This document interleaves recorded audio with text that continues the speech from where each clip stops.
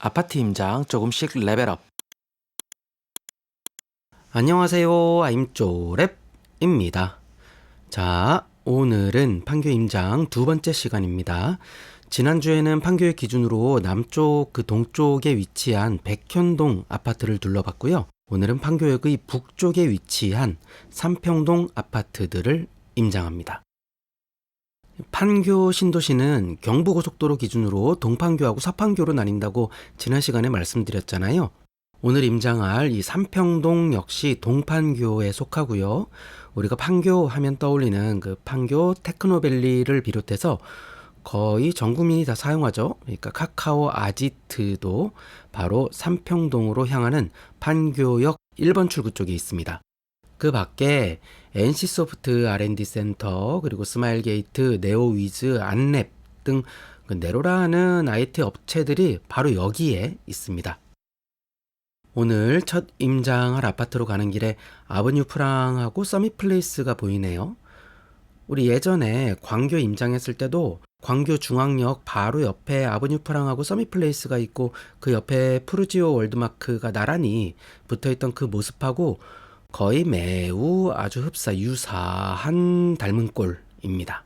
이렇게 보니까 신분당선에서의 판교랑 광교는 정말 비슷한 점들이 좀 있습니다. 이번 시간 첫 임장 아파트는 보뜰마을 7단지 N파트입니다.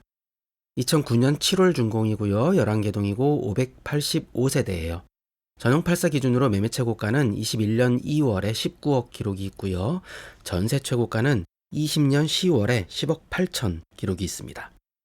영상을 편집하는 현재 2024년 3월 중순 기준으로요. 전용 8사 매매 물건은 18억 7천부터 20억까지 올라와 있고요. 전세는 올라와 있는 매물이 없습니다. 여기는 아파트가 아니고 N파트입니다. 농담입니다. 단지 내부로 들어서서 보이는 단지 내 분위기는요, 지난주 봤던 백현동하고 비슷한 것 같은데 뭔가 좀 더 공간이 넓은 느낌입니다. 그리고 보이는 매우 특이한 조형물, 이거 대형 물조리개가 있네요. 이 조형물은 과연 어떤 의미를 품고 있는지 작가의 의도가 궁금합니다. 아까 들어온 정문 기준으로요. 신분당선 판교역까지 도보로 6, 7분 정도 거리로 아주 가까운 편입니다. 그리고 배정초등학교는 바로 옆에 사거리 건너에 보평초등학교이고요. 아이들 걸음으로 10분 안쪽이면 충분히 도착할 수 있는 거리입니다. 총학생 수 998명에 학급당 학생 수 24명으로 여기는 작지 않은 규모예요. 지난 판교 백현동 편에서 말씀드렸듯이 보평초, 보평중, 보평고등학교는 이 사거리를 사이에 두고 이렇게 모여 있습니다. 단지를 한 바퀴 쭉 둘러보니까요. 저 의미심장이 아니라 의미궁금한 물조리개를 제외하면 전체적으로 깔끔하고 여느 브랜드 아파트 못지않은 모습입니다. 저 물조리개, 아무튼 입주민 커뮤니티에서는 저 파란 물조리개가 7단지의 대표 상징물이라고 합니다. 701동부터 6동까지가 40평형대 동인데요. 여기는 지하 주차장이 지하 2층까지 있어서 그나마 주차가 좀 낮긴 한데 707동에서부터 711동은 지하 1층까지밖에 없어서 주차가 조금 어렵다고 합니다. 이게 평형별로 지하 주차장을 다르게 지었나 하고 궁금했었는데요. 알고 보니까 701동부터 6동까지 42평형 동들은요. 동양 N파트 그리고 32평형 이게 707동부터 11동까지거든요. 그 동들은 주공이 시공 분양을 각각 따로 해서 그렇다고 합니다. 물론 지금은 한 단지로 완전히 통합 관리되고 있고요. 아까 판교역에서부터 여기까지 오는 길에 보셨겠지만요. 알파돔시티, 아버뉴 프랑, 그리고 롯데마트까지 상권이 잘 갖춰져 있어요. 그래서 한눈 팔지 않고 집까지 온다는 거는 그 어떤 유혹의 손길에도 흔들리지 않는 바위처럼 살아가는 마음 수양을 단련하는데 큰 도움을 줄 수 있을 거라는 평가입니다. 다음은 7단지 바로 아래 남쪽에 딱 붙어있는 보뜰마을 8단지 한신 휴플러스입니다. 2009년 11월 준공이고 7개 동이고 447세대입니다. 전용 8사 기준 매매 최고가가 23년 5월에 19억 기록이 있고요. 전세 최고가는 2020년 11월에 11억 3천 기록이 있습니다. 영상을 편집하는 현재, 그러니까 2024년 3월 기준으로요. 전용 8사 매매 물건은 20억부터 20억 3천까지 올라와 있고요.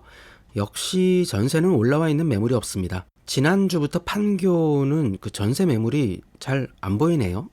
근데 한 가지 특이한 게요. 올해, 그러니까 2024년 1월에도 기존 최고가인 19억하고 동일한 금액으로 매매 실거래 건이 있었습니다. 요즘같이 부동산 시장이 흐릿흐릿한 시점에도 종전 최고가하고 동일한 금액으로 거래가 있었다는 거, 그거 자체가 놀랍습니다. 여기가 그렇게 단지가 힘이 있는 걸까요? 외관이나 전체적인 분위기는 방금 보고 온 7단지하고 거의 비슷합니다. 근데 이 큰 나무들이요, 이거 다 어디서 구해오는 거죠? 매번 단지 임장할 때마다 이거 보일 때마다 궁금합니다. 지하주차장 뒤쪽 편으로요, 동들 사이로 보이는 저 멋들어진 건물, 저거 판교 테크1입니다. 판교에서 비교적 최근에 생긴 건물인데요. 맛집이 많다고 합니다. 전 아직 못 가봤는데요. 저기 한번 가보고 싶네요. 단지 내부 깔끔하죠. 여느 비싼 브랜드 아파트 부럽지 않습니다. 부럽지 않습니다. 부럽죠. 전기차 충전할 수 있는 곳도 여러 대 보이고요. 이 8단지 마스코트는 주사위인가 보네요. 아까 7단지는 물조리개, 여기 8단지는 주사위. 주사위는 자고로 부루마블 할 때 던지고 같은 숫자가 나오면 한 번 더 던질 수 있는 개꿀이라는 정도의 지식을 갖고 살아가는 저에게 이런 조형물들은 여전히 어렵기만 합니다. 앞선 7단지하고 비교해 보니까요. 우선 40평형대 세대가 7단지는 방이 4개인데요. 8단지는 방이 3개라는 차이점이 있습니다. 그런데 8단지는요. 재활용 쓰레기 상시 배출 가능, 이런 좋은 기능이 탑재된 단지가 되겠습니다. 판교역까지 접근성은 아무래도 8단지 쪽이 좀 더 나아 보이고요. 지도에서 보이는 것처럼 보평 초중고가 완전히 딱 붙어 있어서 좌 판교역, 우 초중고의 기가 막힌 입지 조건입니다. 아쉽지만 보뜰마을 9단지는요, 대형 평형들로만 구성이 되어 있어서 아임조랩에서는 패스를 할 예정인데요. 그래도 입주민 커뮤니티에서 이 보뜰마을 7, 8, 9단지의 특장점을 정리해 둔 것이 있었습니다. 내용인즉슨 건물은 9단지가 제일 잘 지었고 입지는 8단지가 제일 낮고 구조는 7단지가 제일 낮다라고 다 잘났다는 그런 평가입니다. 덧붙여서 여기 8단지는 시공을 한신에서 했고요. 9단지는 금호 어울림에서 했다고 합니다.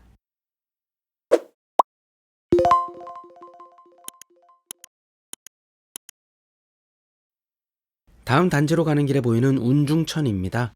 운중천도 이 탄천의 지류거든요. 산책하기에 매우 좋게 잘 갖고 놨습니다. 판교역 주변 맛집에서 만나는 거 배 터지게 먹고 운중천 산책하면서 소화시키고 집에 들어가면 이제 씻기고 숙제 봐주고 재우고 싱크대 청소하고 음식물 쓰레기 버리고 집 정리하고 빨래 마른 거 개고 잠자리에 들고 다들 이렇게 살죠. 근데 지금 이 동네 모습 매우 낯익지 않으세요? 지난주 인장했던 백현동 백현마을 그 3, 4단지하고 매우 닮아 보이지 않으세요? 진짜 닮았죠. 심지어 여기에 있는 보뜰마을 5단지, 6단지 휴먼시아 아파트는요, 백현동의 백현마을 3, 4단지처럼 국민임대주택으로 일반 매매 전세 거래가 되지 않는다라는 점까지도 닮았습니다. 만약에 초행길이라면 여기랑 거기랑 매우 헛갈릴 수도 있겠다라는 생각이 들었었어요. 자, 그리고 이 구역을 지나면 삼평동의 왕관 아파트가 나옵니다. 다음은 삼평동 왕관 아파트, 보뜰마을 3단지 휴먼시아입니다. 2009년 7월 준공이고요. 12개 동이고 870세대예요. 전용 84 기준으로 매매 최고가는 21년 1월에 16억 기록이 있고요. 전세 최고가는 21년 2월에 8억 7천 기록이 있습니다. 영상을 편집하는 현재 2024년 3월 중순 기준으로요. 전용 84 매매 물건은 14억 3천부터 17억까지 올라와 있고요. 여기도 역시 전세는 매물이 없습니다. 오늘은 하나도 없어요. 추가로 전용 5구 기준으로 매매 최고가는 21년 5월에 13억 9천 기록이 있고요. 전세 최고가는 21년 5월에 7억 8천 기록이 있습니다. 영상을 편집하는 현재 2024년 3월 중순 기준으로요. 전용 5구가 매매 물건이 11억부터 13억 2천까지 올라와 있고요. 전세는 6억부터 7천까지 매물이 있네요. 여긴 전용 84가 있긴 하지만 전체 870세대 중에서 102세대만 전용 84예요. 그리고 전용 5구가 666세대로 대다수를 차지해서요. 전용 5구 시세도 함께 말씀드렸습니다. 단지 정문 쪽에는 별다른 상가는 안 보이고요. 교회하고 유치원이 있습니다. 들어가자마자 지하주차장 도장 공사를 한다는 현수막이 붙어 있는데 그렇다면 지하에 있던 차들은 네, 맞습니다. 지금부터 어마어마한 광경을 보시게 될 겁니다. 지하주차장을 이용할 수 없으니까 여기 못 들어간 차들이 단지 곳곳에 차를 세울 수 있는 모든 공간에 주차되어 있습니다. 이거 뭐 어쩔 수 없죠. 공사가 빠르면 3월 중순에도 끝날 수 있다고 하던데 이 영상 올라갈 때쯤이면은 아마도 쾌적한 주차 환경 완성되어 있겠죠. 이 보뜰마을 3단지는요, 판교 10년 분양전환 공공임대 아파트였고요. 지난 2020년 임대기간 만료 후 분양전환됐습니다. 전용 5구 기준으로 최초 분양가가 약 1억 7천 정도였는데 분양 전환 시 가격이 6억 5천만 원이 넘었다고 합니다. 그리고 5구 기준 21년 5월 최고 기록가가 아까 제가 얼마라고 말씀드렸었죠? 13억 9천입니다. 우와.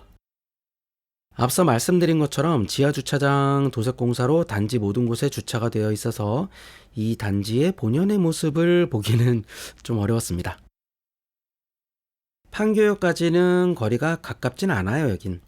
정문 기준으로 도보로 한 15에서 20분 정도 걸리고요.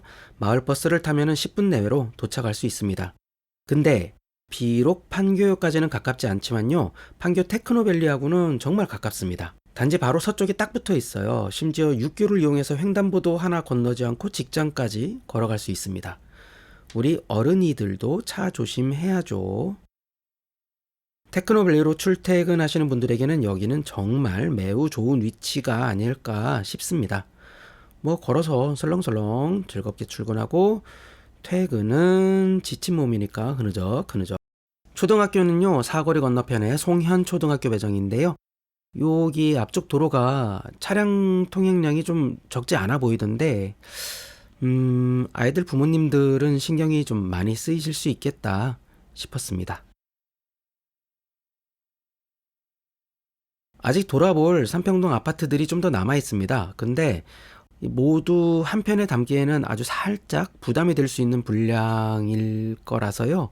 가볍게 삼평동은 둘로 나눠서 진행합니다. 즉 삼평동의 나머지 아파트들은 다음 주에 계속해서 임장 영상 올리겠습니다. 오늘 삼평동 느낌 어떠셨어요? 백현동하고 비슷해 보이면서도 뭔가 또 삼평동만의 다른 점이 보였을까요? 틀린 그림 찾기 게임처럼 한번 비교해 보시는 것도 좋을 것 같습니다. 자, 이번 시간은 이렇게 가볍게 보고 마무리하겠습니다. 고맙습니다.